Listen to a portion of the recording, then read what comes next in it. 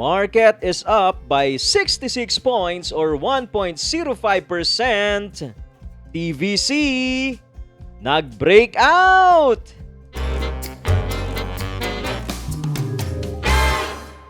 Hello mga titos and titas! Welcome to Tito Vlogs! Today po, Market Summary Thursday edition. So, pagkwentuhan natin saglit ang pagbe-breakout ng ating TVC sa 9,000 subscribers! Ang lupit nyo. Ayan Oy, salamat po mga titos and titas sa pagbobomba nyo ng like yan Kaya po lumagpas na tayo ng 9,000 at welcome po dun sa mga bagong tambay dito sa ating TVZ. Welcome na welcome po kayo mga titos and titas. So yan, pagkukwentuhan natin kasama yung Now, Dito, IRC at FNI. Tara po, let's have a short prayer bago po tayo magsimula. Dear Lord, we praise and glorify you for your faithfulness and provision. We ask you to bless us and guide us as we journey towards this chaotic world of the stock market. Amen, amen, amen. So mga titos and titas, kung napadaan lang po kayo dito sa ating channel, ito pong Tito Vlogs ay tambayan tungkol sa stock market na kung saan ay kinukwento po natin yung ating 13 years of experience sa pagtitrade nitong Philippine stock market. So kung magustuhan nyo itong ating channel, ay kayo na po yung pang 9,000 plus na subscriber. Kaya i-hit nyo na yung subscribe button dyan. Yan, ball hubs na po kayo. At isama ninyo yung sana all sa notification bell dahil every Monday to Friday may live stream tayo, yung online pasilip. Join us po 9:20 AM para pasilip nyo yung mga stocks na minamanok ninyo, mga titos and titas. Para makahabol kayo dito sa ating tambayan, gumawa tayo ng starter kit. Yan po. Diyan po nagsisimula lahat ng tambay. Pagkatapos po nitong video na to, panoorin nyo yung mga basic principles and foundation na na-establish natin sa past 13 years. Unahin nyo na yung common stock trading mistakes. Baka na-eskalera nyo po, mga titos and titas. At isama ninyo yung mga trading rules, Baka lang sakali po, makatulong po at makabawa sa learning curve ninyo dito sa stock market, mga titos and titas. Doon sa mga mag-a-attend po tomorrow nung ating webinar, mga titos and titas, wala na pong mobile hubs, Last day na ng registration kanina. Sa lahat po ng a-attend, paki-check nyo po yung inyong email, Baka ho nasa trash o nasa spam yung Zoom link. Pinadala po natin yung link, doon sa webinar. Paki-check po, dapat po naka-receive na kayo. Kung wala po, ay paki-message po ako sa ating Facebook o kaya mag-comment po kayo dito sa ating video. So sa lahat siyempre ng mga solid Titonatics natin, ayan auto-like, ayan ang nagtutulak, kaya nakaabot ng 9,000. So road to 10K na tayo. Oo, masaya-saya yan yung 10K, mahirap kayang i-break yan. Psychological number, psychological resistance, mabe-break yan ng TVC yung 10K, mga titos and titas. Salamat po pati sa mga panonood ninyo nung commercial, mga titos and titas.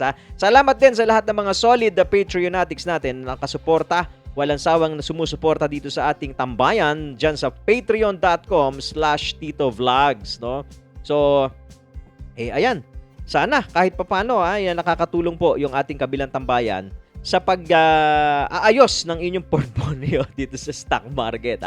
Tara po, let's see anong ginawa ng market today. Eto, up tayo 66 points. 6,344 na ang ating market. Almost lahat ng sector are in green except for financial and services sector. Maagang bumigay itong financial at saka services. Pangatlong araw pa lang na up. Ang ating value turnover is 9.81 billion. So, malaki na naman ang ating value turnover. So, baka malamang may mga block sale to. Saan kaya ito? Ito, ayan, AC, Ali, BDO, Bloom, BPI, GTCAP, MPI, P-Gold. Dami mga block sale ito. TEL. So, is this a sign? Bumabalik na po ang kumpiyansa sa market natin. Meron tayong net foreign buying today. Second straight day na, 214 million. So, good news na naman yan. Bumabalik na rin ba ang mga foreigns? Kanina, kakwentuhan ko si Tita Jing, tinatanong niya nga, ano nga ba daw ang pwedeng mangyari sa ating market? Pwedeng ito na ba yung simula ng bull market?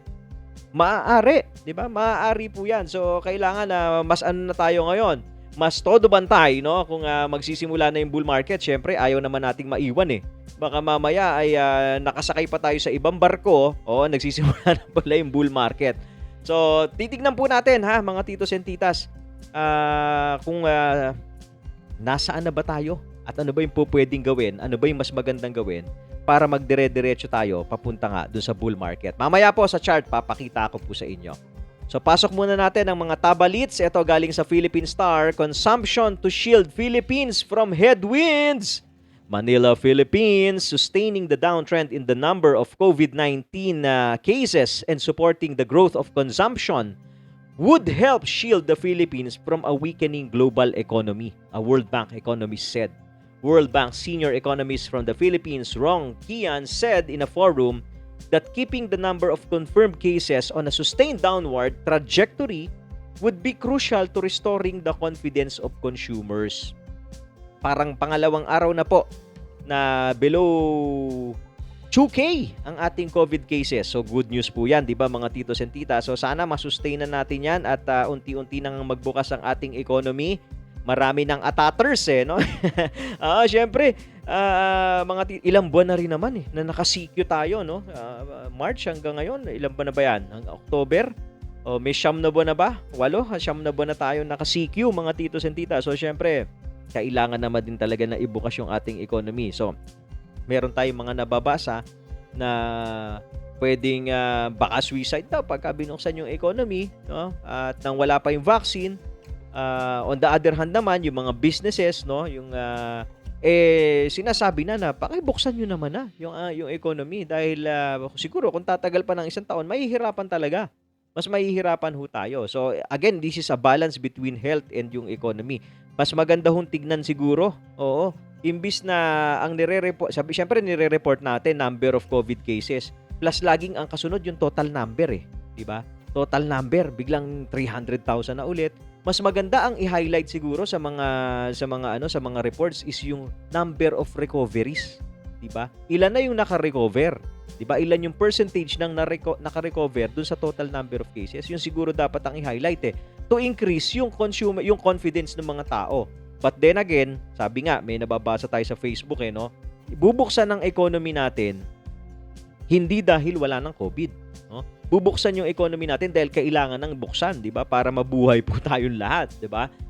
Pero ibig sabihin nun, kailangan mag-iingat pa rin, no? Susunod do sa mga protocols, mga titos and titas. Abay sana yung downward trajectory ng ating COVID ay tuloy-tuloy nang bumaba. Sana wala nang bounce back 'yan. Yan yung pwedeng wala nang bounce back yung pagka bumaba na, doon na dire-diretso na, wala wala nang bull run sana yan yung recover, yung ating COVID cases. Next balita, pasok natin galing po sa Philippine Daily Inquirer. BSP says more groundwork needed before it can issue digital currency. So pangalawang araw na natin na nababasa si Tito Ben Jokno dito sa digital currency. Manila, Philippines. The central bank recently completed its study on digital currencies as a potential future alternative to the current system of physical peso bills as a medium of transferring value. But the country's chief monetary regulator said it is unlikely that one will be introduced in the near term. So, kailangan pa nga daw pag-aralan. So, hindi pa. Pero, kino-consider. Ayan na. Ayan na, ha? Yung Bitcoin, nag-13K na. Nag-13K na ho kahapon ng Bitcoin. Kaya kaninang umaga, ang tema natin ay yung ating pa-sound trip kaninang umaga ay swing out sisters, no? Na breakout, no? Dahil breakout ang TBC, breakout ang Bitcoin, breakout ang PSE, mga titos and titas. Eto na. Habang wala, ganito nga as traders, di ba? Kayo ba, gusto nyo ba sasakay kayo pagka meron na? Di ba? Mas maganda yung habang wala pa, habang niluluto pa lang. Ito lang ang aking theory. Sabihin na natin practical analysis, no? Speculation. Sabihin na natin ganyan dito sa Bitcoin, pwede kasing napasok na natin itong digital currency, sabi ni Tito Ben Jokno, di ba? Sabi niya could be a medium of transferring value, no, itong digital currency. So pwede kasi na yung Bitcoin, yan ang magiging digital gold, di ba? Kung ang atin hong currencies, no, ay nakapeg sa gold, 'di ba? Oo, yung pagka nagkaroon ng digital currency, abay kailangan din ng digital gold niyan. So maaari, 'di ba? Again, speculation lang ho 'yan, mga titos and titas. Baka mapa-all in kayo sa Bitcoin nang hindi ninyo inaaral. So may mga ilang vlogs po tayo about Bitcoin. Isasama na lang natin diyan. Yan.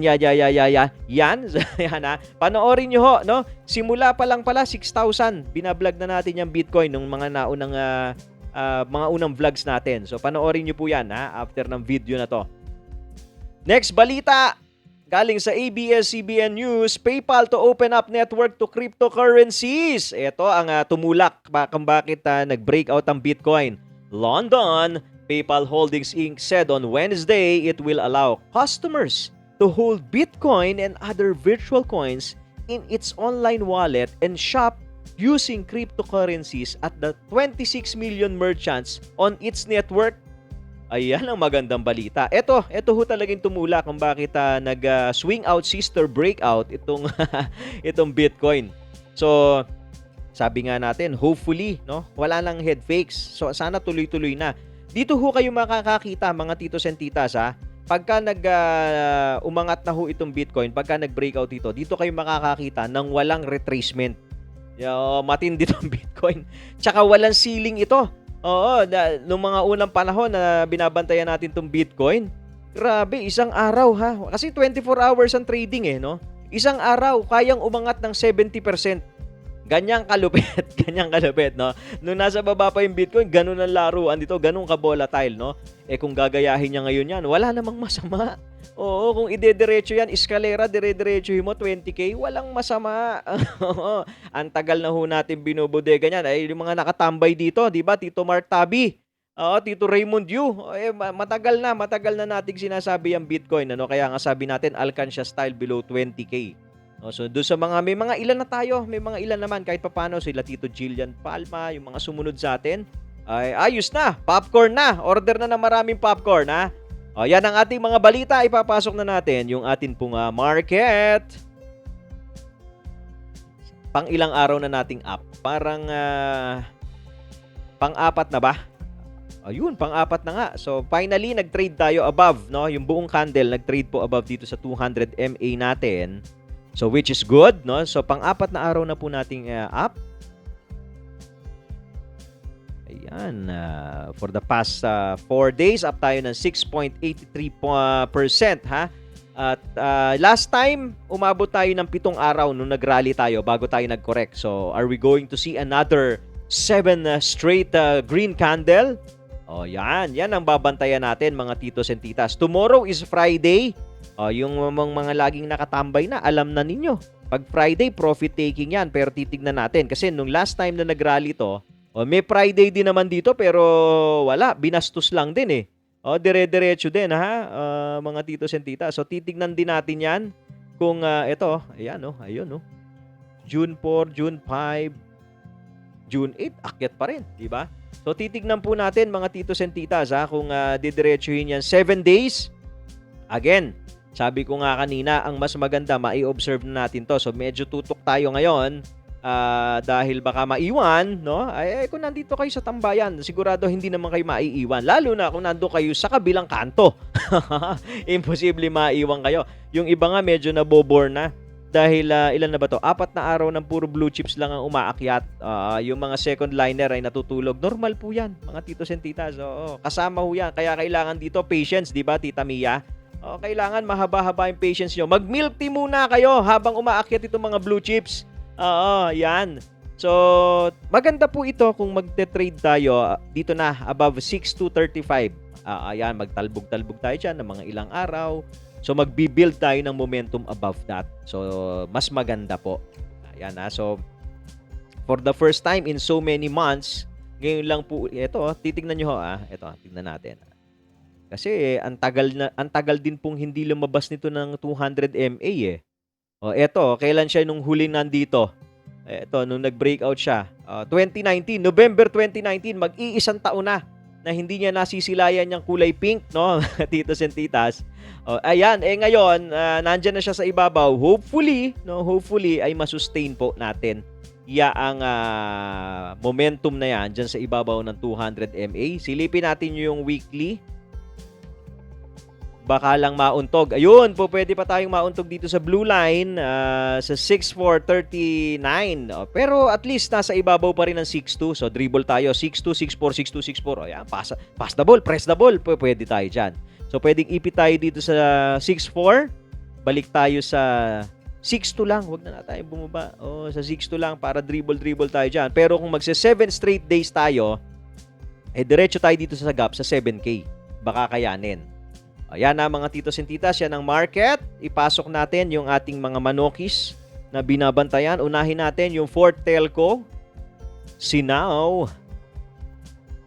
Sinaw po kahapon ay nag-bounce sa 450 area. Yan po yung psychological number. No? Sa webinar po, tomorrow, i-explain ko rin po sa inyo ano ba yung mga number na yan. Bakit ba minsan kahit walang guhit, nagba-bounce dyan? Ayan yung mga psychological number. So, nag-bounce po siya yesterday and today up siya ng 3.13%. Ang resistance ni Now ay nasa 505 area and then next is 550 area. Yan po yung resistance niya and ang kanyang support, titignan natin itong red line, nasa 441 ulit. Medyo malawak yung spread mga titos and titas, no? So, kung may hawak ho kayo neto, ano ba to? Hindi natin masabi kung magda-downward or bantayan. Yun na nga no? Kung halimbawa ngayon lang kayo bumili, observe nyo po yung cut loss, no? Na 8%. Nandiyan na sa trading rules natin. 8% cut loss or maximum pain of 20%.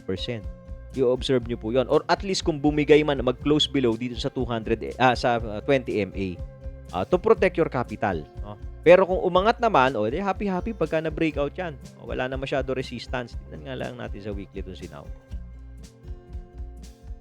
Sa weekly naman, maganda na rin dahil nagte-trade siya above 200 MA. So, masustain lang po ito. Medyo may kalalagyan itong Sinaw, ha? Itong third telco. Hindi pa naman tapos ang telco serye. Yun nga lang, kailangan mo nang mamahinga. Yan. Pasok natin yung third telco. Fourth telco pala yung kanina. Ito pala yung third telco. Halos parehas ng galawan, mga titos and titas, no? So, MACD kanina Sinaw, nakita natin pababa rin. Ito pababa rin, pero paakyat yung presyo. So, ang kanya pong resistance ay nandito sa 650 area and then nasa 694 or 7 peso area na. Ang kanya pong support, ayun yung sinasabi natin kahapon, mukhang inaantay itong red. So, ano pwede mangyari dyan? Palagay ko lang, pwede hong mag-consolidate nga dyan sa area na yan. Ngayon, yan yung inaantay din natin Okay naman na mag-consolidate siya dyan. Okay? Kasi mas magandang magbudega kung nandyan siya sa area na yan. Yun nga lang, syempre, nasa taas siya nagko-consolidate, hindi nasa baba, no? So, in the event, let's say, nag-start kayo magbudega dyan, in the event na bumagsak siya at i-break niya itong 20 MA, you have to observe yung strict cut loss, no, na 8% para hindi masunog yung inyong capital dahil after that ito ng malalim-lalim, 'di ba? Yun nga sabi natin may gap kasi ito sa 455. So observe nyo lang po. Let's say test buy, lagi natin sinasabi to lalo na sa mga Patreonatics natin, Test buy 30% for example nung inyong allotted capital.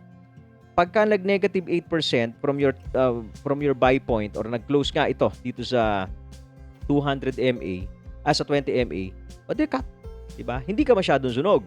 Bakit? Pwede mo naman bilhin kung balikan nga itong gap, ang laki ng natipid mo kung halimbawa nag-cut ka sa 550 area for example tapos nakabili ka sa 450, nakatipid ka ng piso. 'Di ba? So yun importante may plano kung type ninyong pasukin, importante may exit. Importante yung fire exit. Kaya yan muna yung dito ipasok natin yung katandem niyan, yung M&Ms. Yung mga nagbubudega ng matamis, ingatan nyo, baka langgamin. Matamis masyado ito. Si MM, ang ganda ng ginawa kanina. Very tight na yung kanyang range kanina. Kung the past few days, nakakakita tayo ng volatility, nakakakita tayo ng mga swings. Kanina, tight na siya. Nag-low ng 320, nag-high ng 327. Ayan so tight na yung range. And up tayo ng 2.222. Up tayo ng 2.22%. At nag-close tayo ng 3.23 mga titos and titas. Ito, bantayan natin po itong MACD, mukhang hindi naman magko-cross, mukhang walang balak mag-cross. Okay, so pwedeng magko-conso tayo dyan pero paangat na yung MACD. So ibig sabihin yan, nagsasakay ng pasahero. Yan po, no? Tito Sentitas. Ang next to break natin is nasa 340 area. Yung high po nitong candle na to. Yung body lang, doon sa body lang tayo. 340 to break tayo dito, mga Tito Sentitas. So itong leg na to, itong upward na to, we need to break 340. After po nyan, ay dito tayo sa 360. Okay? Ang ating support, malapit lang tayo sa support kasi 311, 312, na-touch na po natin. Ayun na, na-touch na natin kahapon yung 312 na support. No, so ngayon nandito tayo, ang support natin 318, itong yellow line. So hindi natin alam kung pwede kasing buntutan itong 307 po, pwede pa rin. Huwag pa rin nating i-discount yan na pwedeng buntutan kung sakaling gusto talagang buntutan para maraming mabuset. Naaalala ninyo yung sa dito, di ba? Buiset! Ay, dito ba? O now yon. Yung sinasabi natin, nambubuiset, iaakyat at ibababa, aakyat, bababa. Maraming binubuiset, maraming iniinip. So, same lang din, di ba? Sabi naman sa inyo po, paulit-ulit lang naman to sa stock market. So, probably, yan din ang ginagawa nito si MM. So, mas mahabang consolidation, mas maganda, nakakailang buwan na tayo nagko-consolidate. Bilangin natin to. Simula na lang po natin dito. September, 52 days na tayo nagko-consolidate. Kung isasama natin itong, sama na natin to. Ito, sama na natin itong 265. Sama na natin yan. Ilan days na yan? Kung dyan tayo nagsimula mag-consolidate sa 265. 79 days, di ba? So, ilang buwan na rin nagtsatsaga magbudega ang mga mahihilig sa matamis, mga titos and titas. So, yan muna ang M&M's. Ipasok natin. IRC. Ito yung choo-choo train, mga titos and titas. Sabi natin, pagka nire-review natin sa umaga to, bulate style, no? Nambubulate. Up, down, up, down, up, down, up. Up, nag-flat. Okay? Ano yan? Da-down kaya yan? Or up? Titignan natin. Nag-cross yung MACD. Ayun, nag-cross pala MACD nito. So, titignan natin kung magda-down. Pagka na-break po itong 13-day EMA sa 136, ang next support natin is itong red sa 132 area. Okay? 130, 132 area. And then, hindi na pa naman niya tinatouch yung blue eh. Just in case i-touch yung blue, 120. Ayan po. Yan ang IRC. Ito, dati, pag nagko-correct, medyo malalim pero hindi ka kakabahan eh. Pagka nagko-correct siya, kasi alam mo na normal na bulati yung ugali. Bulati yung ugali niya. So, ang resistance natin sa IRC is 1.45 muna. Yan. Tapos, ang ating support is 1.32. Yan po ang IRC. Tignan natin ano ang mangyayari dito sa pag-cross nitong MACD. Kasi kung tuluyan nga huyang bababa, pwede tayo dito sa red. Yan mga titos and titas, ang IRC, ipasok natin. Last na, FNI. Ito may balita. Yung planado pala to na gumawa ng rebar steel plant dyan sa Bataan. Meron po silang plano. Sabi ko nga sa mga Patreonatics, game changer yan. Game changer po yan, yung paggawa nila ng teka. Ng rebar steel. Kasi matagal-tagal na alam ko walang gumagawa ng steel dito. Yung National Steel Corporation, nung simula nung nagsara. Ang tagal na rin plano niyan. Nung paggawa na nga ng steel, matagal-tagal na plano na po yan, mga titos and titas. Sana, ito si FNI, siya na ang mauna dyan sa plano na yan.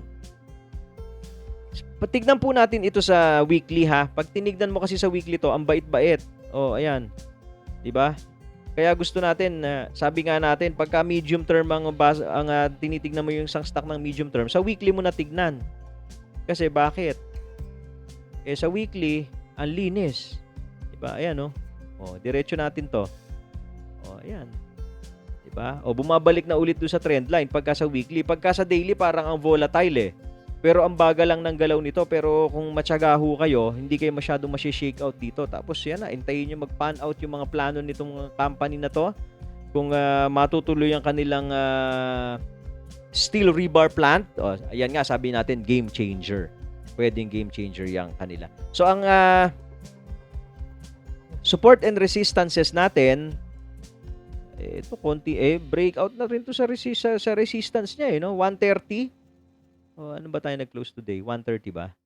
130. Yun, silently parang nagbe-breakout na to sa resistance. Yung candle po na yan, ha. Silently parang nagbe-break sa daily, sa weekly yan, sa daily.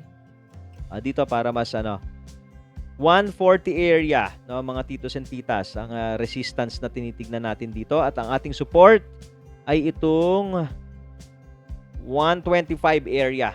So, yan po si FNI. So, kung meron kayo, wakan nyo na yan. So, yun napindot nyo po ba yung like, mga titos and titas? Nagustuhan nyo po ba? Sana napindutan like dahil yan ho ang nagpapa-breakout dito sa ating tambayan dahil nabubulabog daw ang algorithm ni YouTube pagka pinipindot yung like. Yan. Tapos lalo tayong nire-recommend doon sa mga iba pang tambay. Yan muna, mga titos and titas, ha. Tomorrow, Friday na pala. Ang bilis talaga. Yan po muna ang ating Market Summary Thursday edition. Salamat po sa lahat ng mga nanood at sa lahat po ng nag-like at nanood din ng commercial. As always, trade wisely. God bless you all. Bye.